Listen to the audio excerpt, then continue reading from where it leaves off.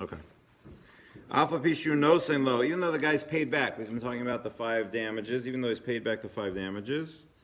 Eno nimchalo ad shivake shumenu. He doesn't get forgiven, and here forgiven means by God. He's not forgiven by God until the fellow forgives him as well. He has to ask for mechila. How do we know? From Avram. Shenemer v'ata hashev eshes.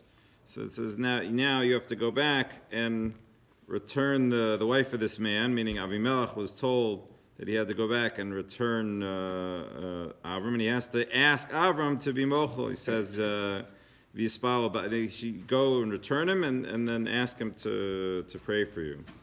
So, minayin shelo yehei mamochel achzari.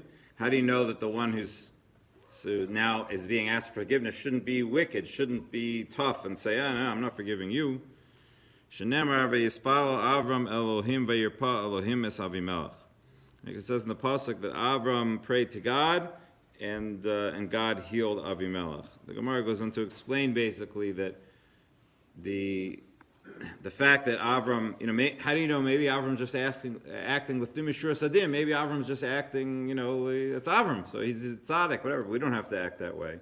So Gemara explains that the fact that he asked for him to be healed, so that maybe was Lifnim Ashur Zadim. That was a little bit extra, but which implies the fact that he was Mochim, that he had to do. That everybody has to do. You have to be forgiving. Ha'omer Same Simeas Eini Chatas Yadi Shivoris Ragli Chayav. Somebody says to somebody else, I want you to blind my eye. I want you to cut off my hand. I want you to break my foot. So, and he does so, you got to pay. We don't really believe if somebody means that. When they say that, you can't just go ahead and do it. Amanas liftor, if he says to him, and you'll be exempt. Go ahead, break my foot, and you're not going to have to pay. Still chayav. Still doesn't really mean it. You can't take that into account. Gemara sort of explained, it could be that if he's very explicit and says, I'm going to pay you, you don't have to pay, I want you to do this or whatever, that he could be exempt. There it sort of might be in a case where he says, yeah, you want me to do this? Yes. It's sort of like a back and forth as opposed to, very explicit. If he's very explicit, according to some, it would seem that in such a case you would be exempt. How did the Polsky rule when, in the time of the Kantonistas, where they would, they'd cut off their pinky or something like that, or they'd cut off the part of the trigger finger, so they wouldn't have to go into the army, where it was obvious they really did need to,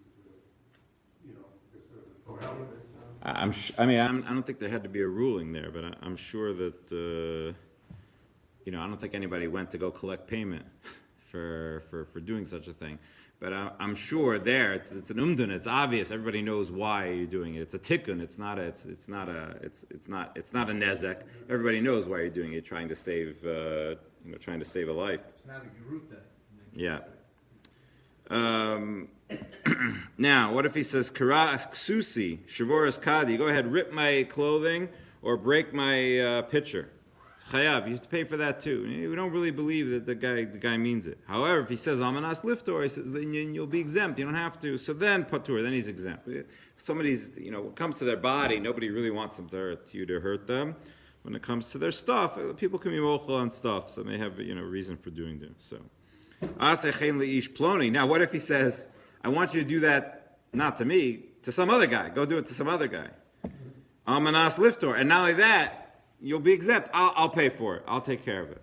Chayav. So the guy who does it is guilty because ein shliach l'dvar avera.